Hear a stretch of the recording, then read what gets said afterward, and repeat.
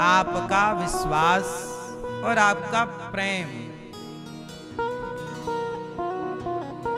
और मंदिर में जो भगवान है वो भगवान का एक विग्रह है। अच्छा ये बताओ, आपके मोबाइल पे आपके माँ की फोटो है कि नहीं? बोलो हाँ। पिता की फोटो है कि नहीं? हाँ।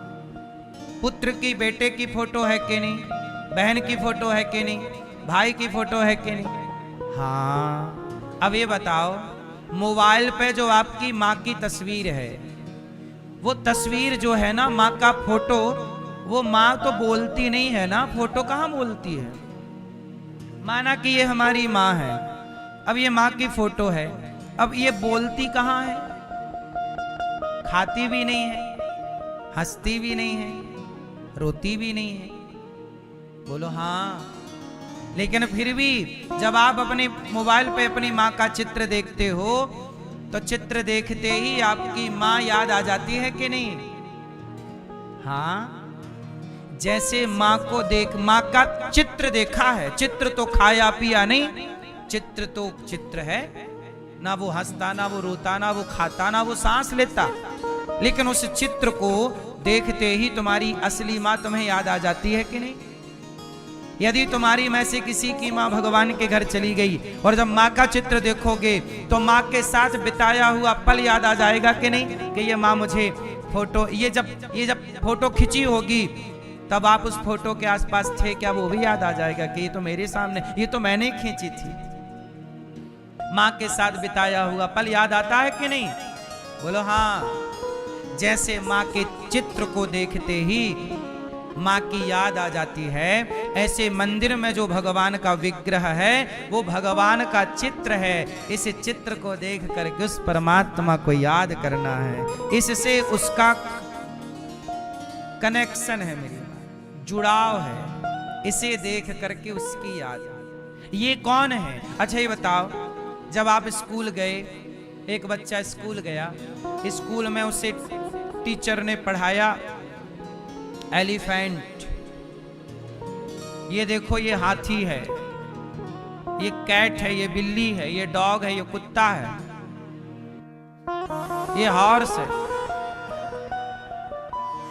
सबके बारे में बताया। बच्चे ने आज स्कूल में पढ़ा हाथी के बारे में, हाथी का चित्र दिखाया मैडम ने, चित्र देखो ऐसा हाथी। और बच्चा जब माँ स्कूल से वापस लाई तो रास्ते में बच्चे को हाथी मिल गया, तो बच्चा जोर से चिल्लाया, माँ हाथी हाथी हाथी। माँ बोली, तुझे कैसे पता कि ये हाथी है? अरे मैंने इसको देखा था। कहाँ देखा? स्कूल में। अच्छा बताओ, स्कूल में हाथी को देखा था कि हाथी के चित्र को? हाथी को नहीं देखा, हाथी के चित्र को देखा, तो हाथी पहचान गया कि नहीं? ऐसे भगवान के चित्र को देखोगे तो ही तो भगवान को पहचानोगे, वरना कभी वो आपके सामने आकर खड़े होंगे तो क्या पहचानोगे? उनके बारे में जानोगे ना। अब जैसे उदाहरण से समझते हैं, अर्जुन ने जान लिया कि कृष्ण भगवान है, बोलो हाँ। और दुर्योधन नहीं जान पाया, दुर्योधन के सामने भी तो कृष्ण आए, नहीं आए क्या? दुर्योधन के सामने जब कृष्ण आए तो क्या दुर्योधन पहचान सका? उत्तर नहीं। क्यों नहीं पहचानता? जब आपने पढ़ा ही नहीं है ना मेरी माँ, क्या पहचानो? अच्छा ये बताओ, छेंग छोंग छीछन का मतलब क्या हुआ? पढ़ा है आपने? ये चाइनीज भाषा है, चिंग पोंग, छेंग छोंग छीछन। अब आपको चाइना का अखबार में दे दूं, कहूं पढ़ो, एक लाइन पढ़ पाओगे क्या? उसमें कुछ लिखा नहीं है, अखबार में लिखा है, लेकिन जो लिखा है ना वो भाषा आपको नहीं आती। बोलो हाँ। उसी तरह अखबार में तो लिखा है, वो भाषा नहीं आती आपको। उसी तरह मंदिर में तो भगवान हैं, पहचानने की भाषा नहीं आ रही है, पढ़ना नहीं आ रहा है। प्रहलाद को खंबे में भी पढ़ना आ गया, पढ़ लिया कि ये भगवान है। अर्जुन को पढ़ना आ गया कि ये कृष्ण है। दुर्योधन को पढ़ना, वो तो बोल रहा है कि ये तो नंद का छोरा ग्वाला है, गैया चराने वाला। सारी जिंदगी दुर्योधन ग्वाला समझता रहा, गैया चराने वाला समझता रहा। सारी जिंदगी शिशुपाल गाली देता रहा। कृष्ण के जमाने में भी कृष्ण को लोग नहीं समझ पाए, तो आज 5000 साल बाद कितने लोग समझ पाएंगे। उनके जमाने में लोग उन्हें उनके मुंह पर गालियां देते थे, शिशुपाल जैसे लोग। जरूरी थोड़ी है कि भगवान को सब समझ लेंगे। भगवान को वही जान पाते हैं, वही समझ पाते। आप लोग कह रहे हैं मंदिर में भगवान नहीं है, पत्थर है। आप ठीक कह रहे हैं। क्यों? क्योंकि अभी आपने जाना नहीं जानोगे तो पत्थर ही दिखेगा। आप लोग गलत भी तो नहीं बोल रहे हैं। आपको जो दिख रहा है वो आप कह रहे हैं, और पत्थर ही दिखता है। वो तो भाव है तो भगवान दिखते हैं, बिना भाव के वो पत्थर ही है। क्यों?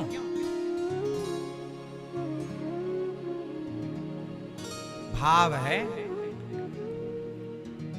सारे मर्द एक से हैं, सारी स्त्रियां एक सी हैं, परंतु इन सारे मर्दों में जब आपका पिता दिख जाएगा ना तो भाव अलग होगा। इन सारे मर्दों में जब आपका पति दिख जाएगा तो भाव अलग होगा। वो भाव से ही तो पहचान पड़ती है कि ये।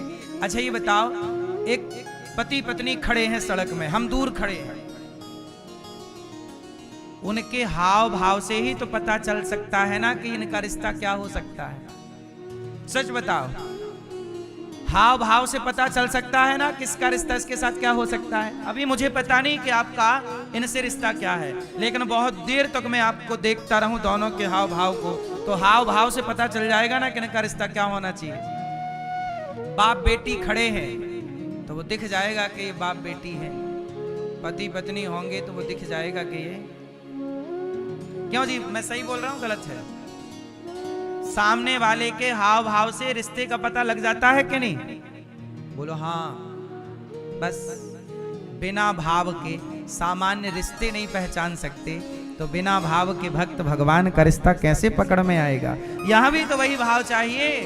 भाव का भूखा हूं मैं, भाव ही एक सार है, और भाव से भजले मुझे तो भव से वेड़ा। मानो तो भगवान, नहीं मानो तो पत्थर है।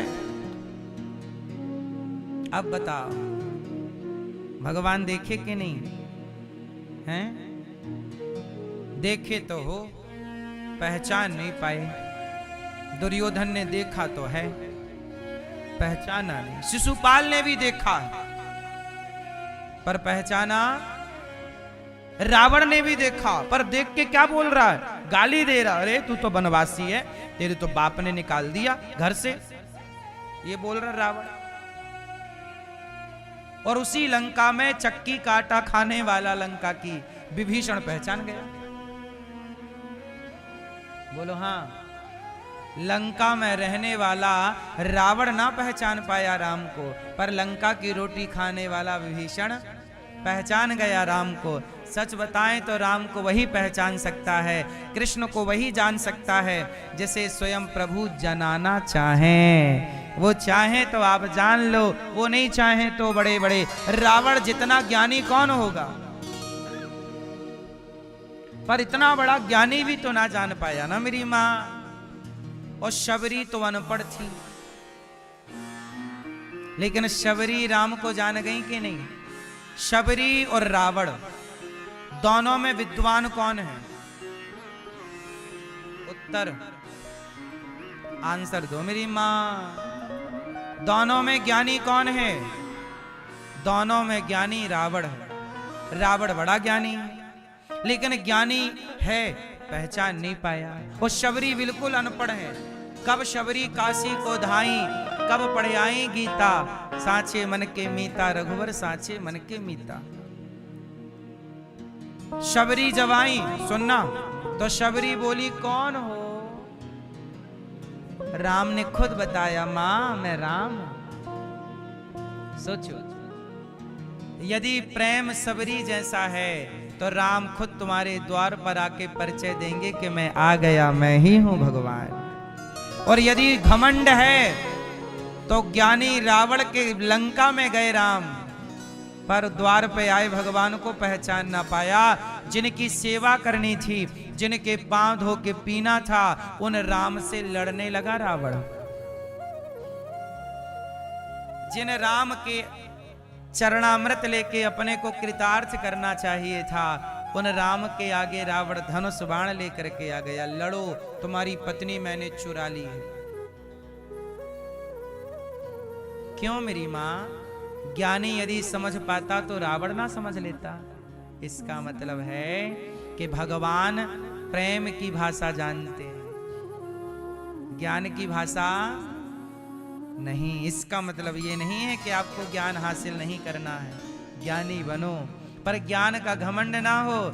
ज्ञान को प्रेम की चाशनी में डुबा लेना, तब वो ज्ञान भी वंदनीय हो जाएगा, पूज्य हो जाएगा। वरना कोरा ज्ञान किसी काम का नहीं, सिवाय घमंड के। विद्या विवादाय धनम मदाय। विद्या विवाद का कारण बन जाती है यदि अभिमान आ जाए तो। बोलो हाँ। विद्या विवादाय धनम मदाय, है ना? विद्या विवादाय धनम मदाय शक्ति परेशान परिपीडनाय।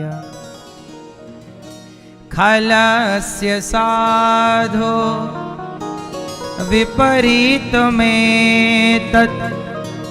ज्ञानाय दानाय च रक्षणाय। विद्या विवादाय। विद्या विवाद का कारण बन जाती है यदि प्रेम ना हो तो, क्योंकि घमंड आ जाता है कि जी मैं ज्ञानी हूं, लड़ो। गलत आदमी के पास पैसा आ जाए तो पैसा अभिमान का कारण बन जाता, लोग लड़ने लग जाते हैं।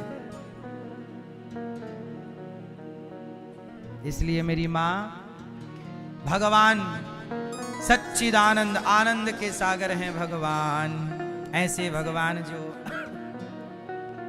विश्व की उत्पत्ति पालन संहार करते हैं, ऐसे तापत्रय विनाशाय सारे दुखों का नाश करने वाले भगवान जो हैं, उनको हम बारंबार नमस्कार करते हैं।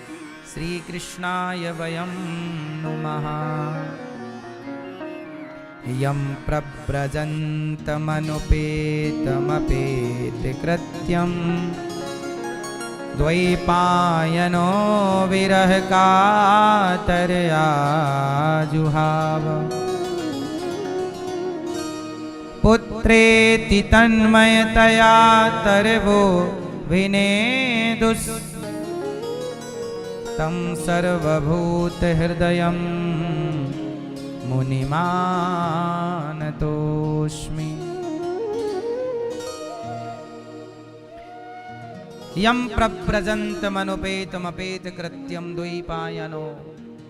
सुखदेव भगवान का प्राकट्य हुआ, जन्म लेते ही घर परिवार से माया मोह छोड़ करके निकल पड़े। अच्छा मैया एक बात बताओ, जब तक आपकी सांसें हैं तब तक सारा संसार पकड़ने के लिए है आपको। सच बताना, सांसें छूटते ही कौन पकड़ेगा आपको?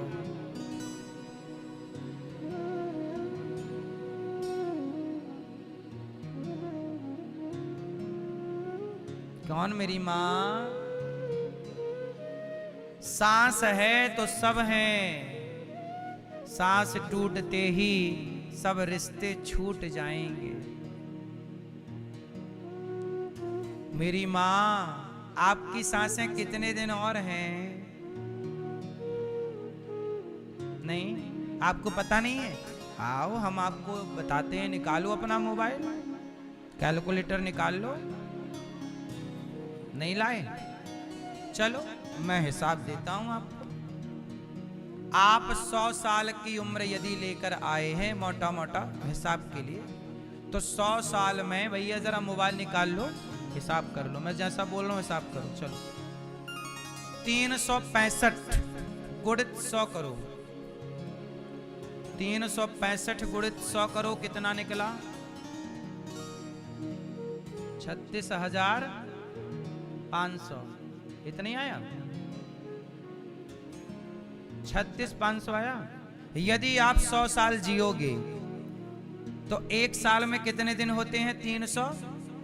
तो 365 गुणित 100 करोगे, 100 साल का दिन निकालोगे तो 36,500 दिन आएगा। मतलब आपके पास टोटल 36,500 दिन है यदि आप 100 साल जिए तो। और यदि आप 70 जिए तो उसमें हिसाब लगा लो। अब 36,500 दिन में से आप लोगों के कितने दिन चले गए? मैया कितने साल की हो? 22। ये पीछे वाली में गुलाबी 55। 55 गुणित, ले बेटा लगाओ, 55 गुणित 365 करो। 55 गुणित 365 कितना आया? 20,000। 20,000 है? 25,000।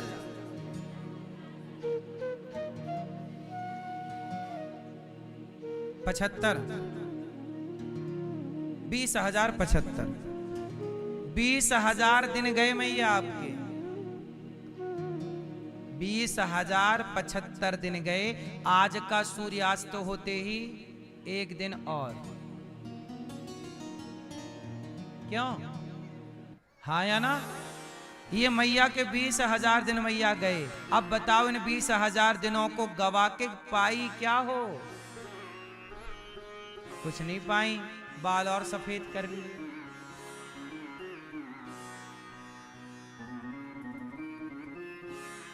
क्या पाया मेरी माँ? आप ही बताओ।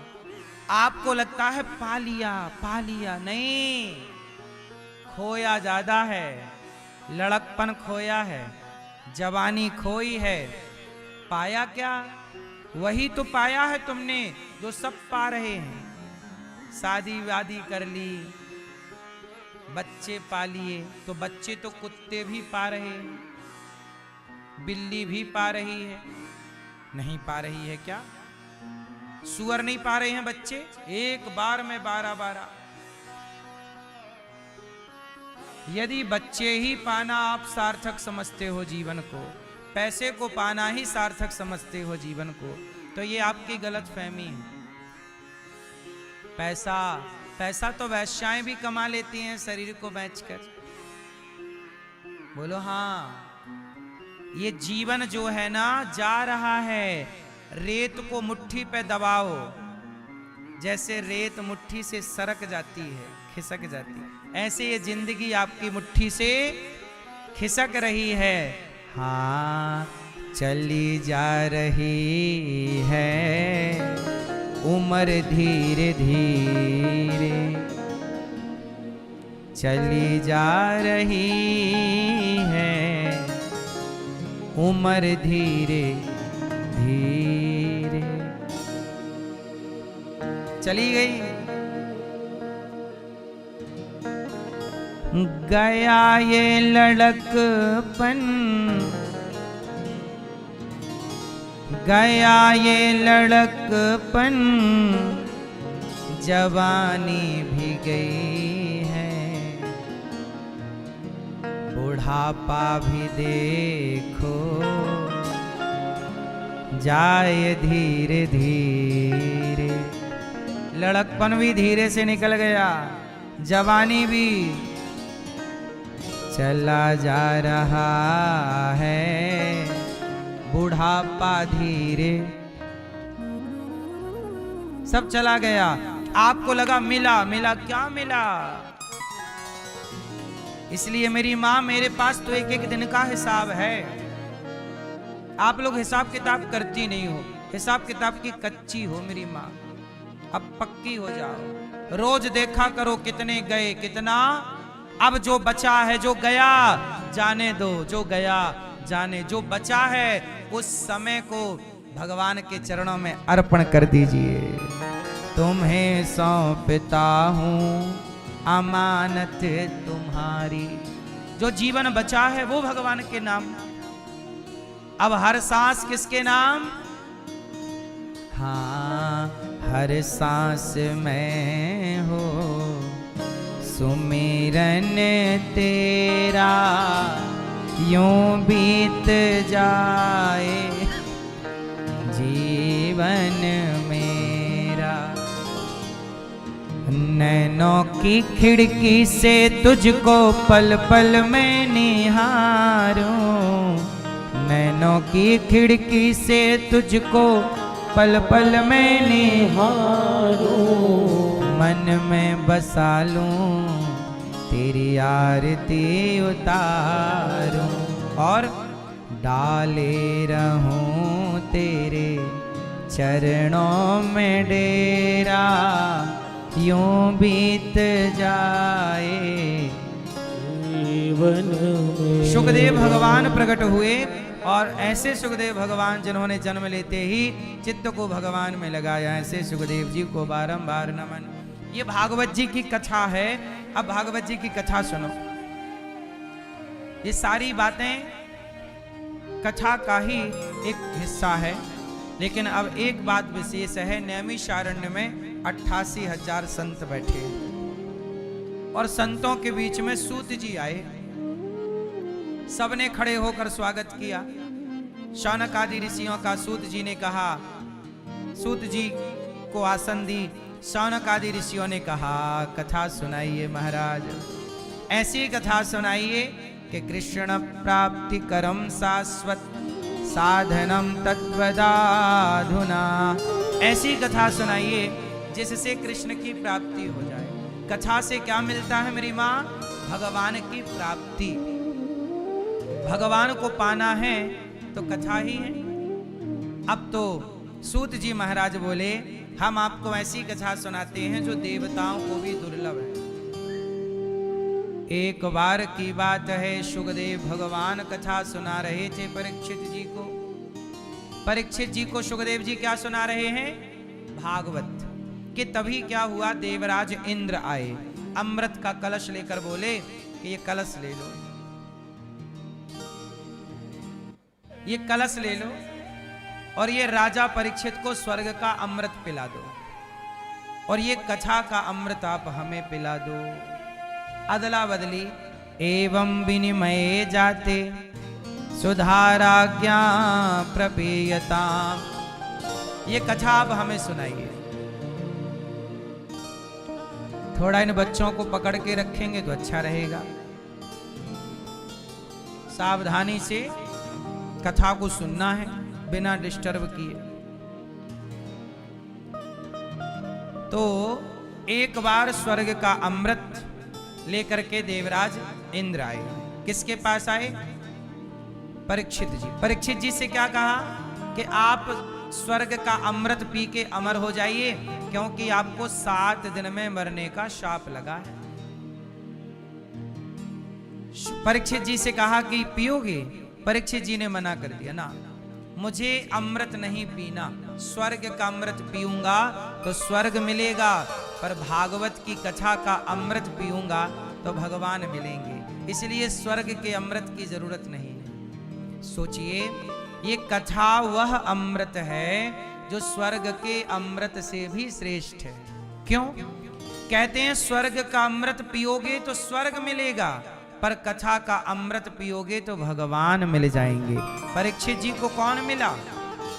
किससे मिले? भागवत से। इसलिए भागवत का अमृत बड़ा है। तब कथामृतम तप्त जीवनम। ये कथा अमृत है। अच्छा ये बताओ, आप लोग सुन रहे हो, तो ये कथा किसके जैसी लग रही है आपको?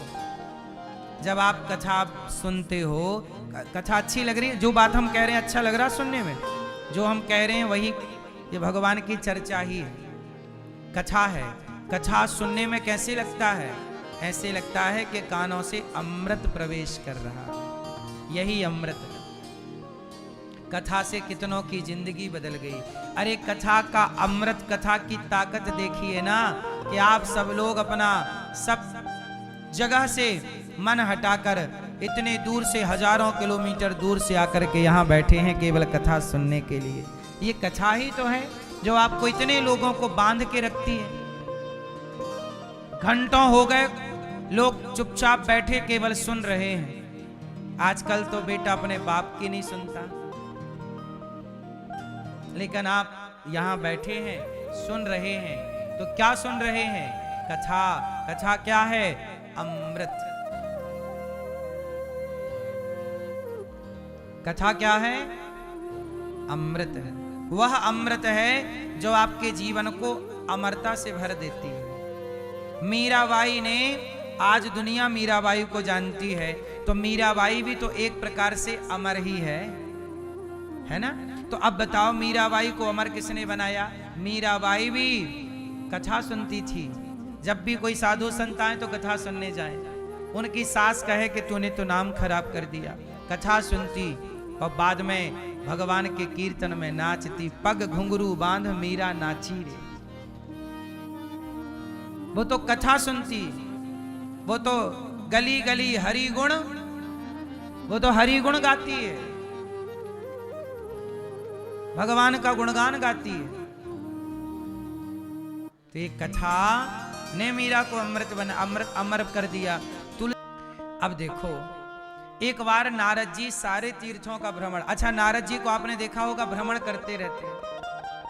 सबसे ज्यादा घूमता कौन है? तो संसार में क्या चल रहा है नारद जी को पूरी अपडेट है। नारद जी संसार का भ्रमण कर रहे हैं।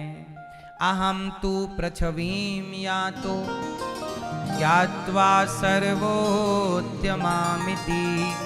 पुष्करं च प्रयागं च काशीं गोदावरीं तथा हरिक्षेत्रं कुरुक्षेत्रं श्रीरंगं सेतुबन्धनम् एवमादिषु तीर्थेषु भ्रममाणैतस्ततः। नारद जी सारे तीर्थों में गए।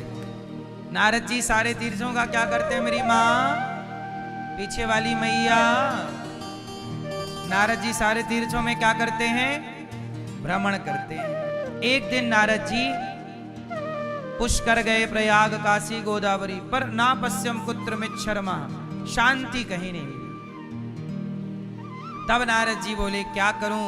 क्या देखा नारद जी ने? सत्यम नास्ति तपः शौचम दया दानम न विद्यते उदरम भरिणो जीवा बराकाः कूटभाषिणा। आज के जमाने में लोग क्या क्या कर रहे हैं ये नारद जी ने तब बता दिया था। भागवत जी में लिखा है कि आज कल लोग क्या कर रहे हैं, ये तब बताया आज के हजारों साल पहले। क्या बताया? सत्यम नास्ति। इस कलयुग में क्या नहीं रहेगा? क्या नहीं है? सत्य नहीं। सच बोलने वाले लोग कम बचे हैं। नहीं है का मतलब है कम मात्रा में। सत्यम नास्ति। सच बोलने वाले ज्यादा हैं कि कम हैं? जोर से।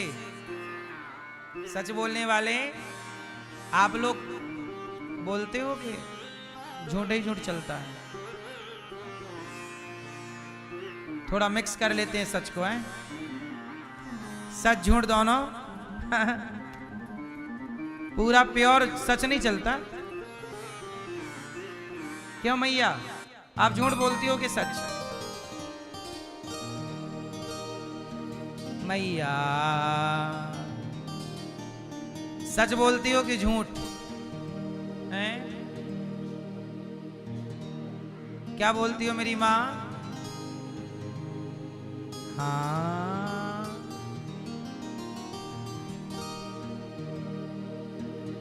मैया जी झूठ बोलने जा रही हो कि सच?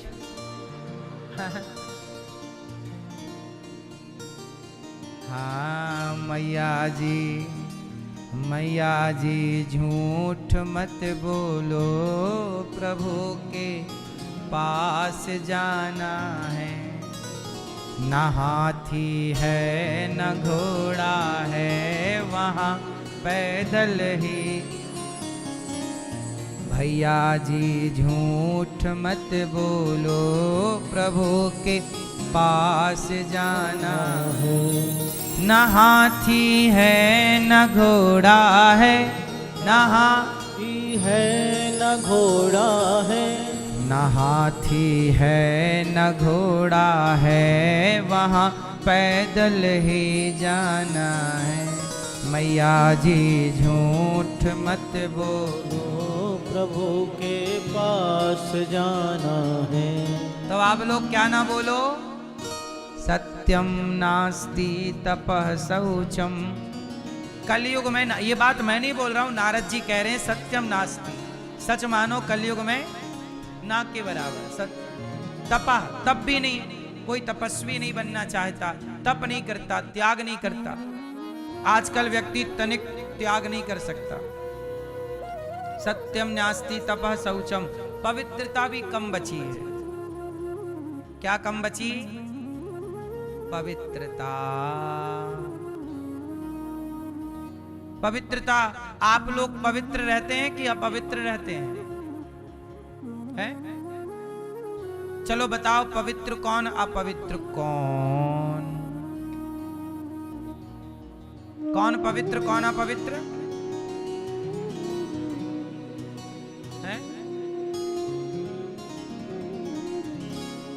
शास्त्रों में कहा गया है पवित्रता का ख्याल रखना चाहिए। कैसी पवित्रता? जब लघु शंका जाओ तो लघु शंका जाने के बाद आप लोग शुद्धि के लिए क्या करते हो? हैं? क्यों भैया छोरा, लघु शंका जाने के बाद शुद्धि के लिए क्या करते हो? जरा चश्मा वाले भैया बताएंगे हमारे। बताओ क्या करते हो लघु शंका के बाद शुद्धि के लिए? हाथ धोते हैं, हो गया? सही बताओ, पांव धुलते हो? खाओ मां कसम के धुलते हो?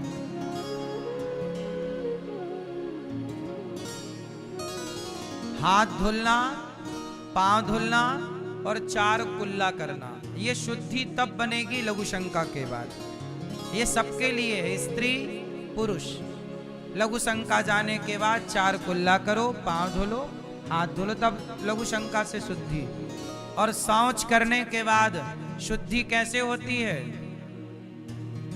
शौच करने के बाद टोपी वाले भैया बताएंगे। शौच करने के बाद शुद्धि के लिए क्या करते हो भैया बताओ? छोरी को बिठा दो और बता दो, बताओ शौच के बाद शुद्धि के लिए क्या करना होता है? हाथ धुलना, पांव धुलना, मुंह धुल लेना। अच्छा शोध करते हैं क्या? नई रिसर्च। मुंह धुल लो।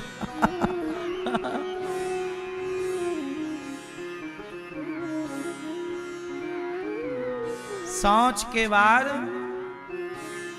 स्नान करना चाहिए। जो कपड़ा पहन के शौच करने गए हो वो गीले करो, और पूरे नहा चुके हो तो अर्ध स्नान करो। आधा शरीर, नाभि जो होती है हमारा शरीर, नाभि सेंटर होती है। शरीर का केंद्र क्या है? नाभि।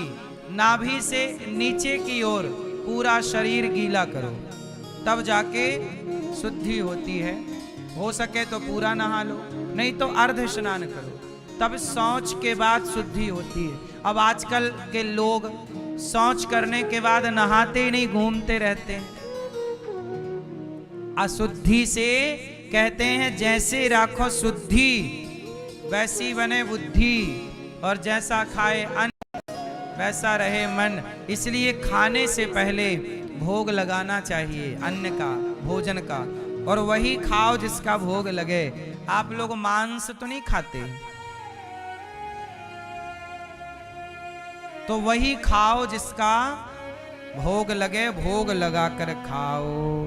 तुम ही निवेदित भोजन करही, पहले भोग लगाओ फिर खाओ। तो जैसा खाए अन्न, यदि भोग लगा के खाओगे अन्न तो होगा शुद्ध मन, नहीं तो फिर मन बिगड़ता। लोग बिगड़ रहे। आजकल मन क्यों भटक रहा है? मन जा रहा है पड़ोसन में, पड़ोसियों में, सामने वाली खिड़की में एक चांद का टुकड़ा रहता है। क्यों रह रहा है चांद का टुकड़ा? क्योंकि गलत अन्न खा गए तो बुद्धि भ्रष्ट हो गई। अब जो दिख रहा है वो चांद का टुकड़ा ही दिख रहा है।